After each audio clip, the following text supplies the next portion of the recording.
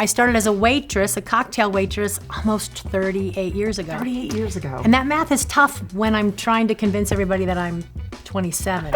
So. At what point did you become maybe a manager, or in 2001, is that when you bought it? There was, I went from Fort Collins I came to Denver. I was gonna run a club in Aurora. Ellen DeGeneres was my grand opening act for $5,000 in 4 shows, if you can believe it. What would you say to people who also have gone through their own tragedies and triumphs, though? I do believe if you can find some support, that emotional support to help you persevere.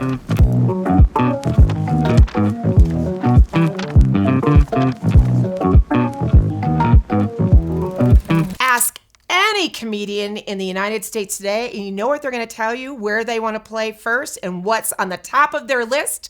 It's Comedy Works right here in Denver, Colorado. And who do they want to work for? It's none other than Colorado's own Wende Curtis. I'm Barbara Brooks, an entrepreneur myself and the owner of Second Act Women. And today on 10-Minute Triumphs, featuring Colorado's entrepreneurs, we welcome Wende Curtis. Wende, I am so excited. I've known you for many, many years. Both CSU grads. I just had to shout that out. Wende, it's funny, pun intended. I'm not the comedian, obviously. But many in Colorado, because there's so many transplants, many actually don't know that there's a female at the helm for well over 20 years, almost 25 years. But how did it start? I started as a waitress, a cocktail waitress, almost 38 years ago. 38 years ago. And that math is tough when I'm trying to convince everybody that I'm 27. So, new math. It's new math. New math. Right. So that's how it started, and I loved it. I graduated the following August, and within a few months, I was the manager of that club. Wow. And then a month later, I started booking that club as well as our downtown room.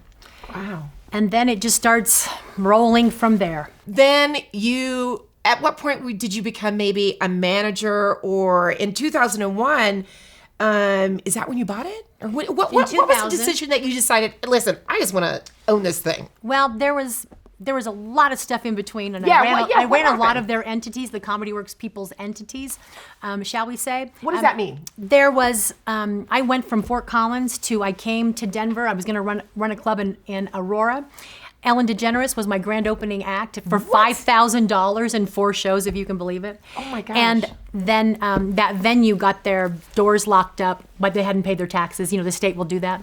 Oh. I didn't know that, but that's how I learned. Yeah. And so that deal was underwater. And then I worked out of our corporate offices for a few months, and then I went in and we had a jazz club that we had done with John Hickenlooper and his partners at the Wine Coop Brewing Company. So you worked for John Hickenlooper at some point then? I did. Wow. Okay. Yeah. Okay. Lots of stories there, and what I'm sure. good man, one of the most ethical humans and business people I've ever met. Wow. Of course, I was 20-something, and so we clashed a bit because I knew everything. We all didn't we at that? Oh, at that I knew time period? everything. We knew I had everything. lived. I knew it all. And I made The sure world that was he knew our it. oyster? Oh, yeah. You wanted to own a club? Not really. I didn't think about that yet. Oh, it wasn't then. All So right. that was a jazz club, and then I went to Tampa, and the Comedy Works people had opened a club in Tampa, so I did that. And then I found a manager there and identified that manager and trained him, and then I came back to Denver to run the flagship, the Downtown Denver Club. Wow. It was a public company too. That was another part of the journey. They were a little First Films, a little Pink Sheet they had merged with, and then they became a NASDAQ company, and then they had to get out of that, and so it was for sale. Long way of saying, how did I get there? How did I buy it? It was for sale, and they had to sell it. They needed the cash. They had to sell it. So that was one of the original owners of Comedy Works, as well as our then CFO, and I bought it, went to the bank, and got 100% of the money from the bank. How old are you at this point? 36, I think. Okay. And then a year later, I bought them out. So at that point, what year is this? 2000. This is 2000, and you're deciding, I want to own Comedy Works. It's just now the one club? Is that Yeah, correct? it was just downtown Denver. Wow. So 8 years you had the one club. There's Comedy Works, the one club. 2008, you have the second club. In between that, there's Comedy Works Entertainment because you're bigger than. Right. It's the two clubs, entertainment, bookings. Right. Explain what Comedy Works is now. Well, that was an organic growth tumor, an organic growth that that I had this very valuable human named Mike Raftery that I had found in Tampa, and he ran that room until we closed it in Tampa, and then he moved here. Okay. And he didn't want to be in a dark day comedy club basement at night. He had a family at home. And so we kind of set out to do this thing, to go this direction, we thought, and we thought we were going to be doing corporate stuff and whatnot. I didn't want to lose this valuable human. As a manager, not as a partner. As a person. Yeah, person. Oh, One of the most it. amazing humans on the planet. This is a lesson for business owners listening. Yeah. As a person, Yeah. it's good to have good humans around you as you're looking to grow a company. Yeah. The best humans with the most integrity. And Yes. And he had all of that. And so we started going this direction. And then that wasn't working out. But at the same time, it was going a different direction. And that was really comedy concert, shall we say, and whatnot. I'll never forget being backstage at Red Rocks. And I think it was Chappelle. And so his agent, and then someone whom I've grown up with in the business, as well as someone that higher up in Live Nation, whom I've grown up with in the business. And Mr. Live Nation said to me, "Now you know that we don't do this with anybody else, right?" And what he was speaking of is that we don't co-promote with a club in any market. And A comedy club. Never. They had never done that, and I don't think they've done much of it.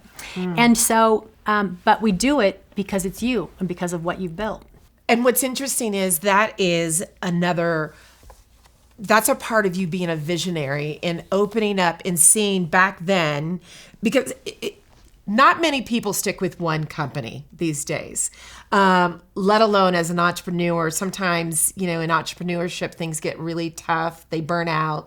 They're ready to either sell or sunset the company because, it's just not working out. For you, you've seen the future even back then. And then, so now you've gone from Fort Collins, that, 5 years sunsetted. Now, the one club at Larimer, it stuck it out, even through COVID. Oh my goodness. What would you say to people who also have gone through their own tragedies and triumphs, though? What are some of the things that you can tell people who may have brick and mortars who just are on the edge, even maybe right now on the edge? I do believe if you can find some support, that emotional support to help you persevere. And somebody to help you clearly see it, because I think that sometimes our emotions can get in the way. We may not be able to clearly see things. Right. But we had a support system of sorts. You know, it's like you handle this blue section over here, and I'll handle the green kind of a thing. But we need support. We have to support one another emotionally, as well as get that business. Get clear on what the business really looks like. Get clear on what the business really looks like. Get clear on what the business really looks like, and having that support system. Yeah. Well, I have to say thank you. Oh, for those that don't know, so I want you to give us your triumph in career.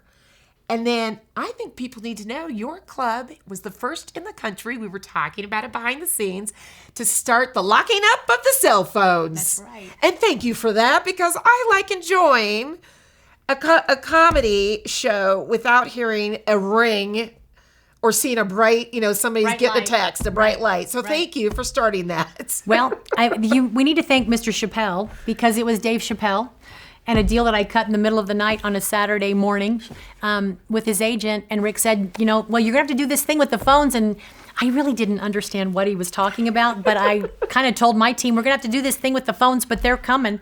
But anyway, all of that, we were the first. You're the first. Yonder is the name of the company. And I was the first of the clubs, and it was expensive up front, but I'm like, It's paid off now. it's paid off now. Literally. Well, listen, what's your triumph before we end? Well, it might be surviving the post-COVID, but I haven't done it yet. So surviving the post-COVID fog whatever. The fog made of mud and slime that I just like do this through. Surviving. Yeah, because I've always been resilient, I tell you, but this has been a different animal. Yeah. For you in particular, I think that is a triumph because of what your business is. That is a triumph. It was awful. I want to say thank you. They have, go to Comedy Works online, find out who they have coming up next. Lots of good people. Lots of great people coming up. Thank you for who you are and staying open and making it through COVID. For those of you that are interested in learning more about Wendy, you can find her online, obviously. And this has been 10-Minute Triumphs by Energize Colorado, your nonprofit partner for low-interest loans to scale your business anywhere in Colorado, hosted by me, Barbara Brooks, with Second Act Women. I want you to make it a great day.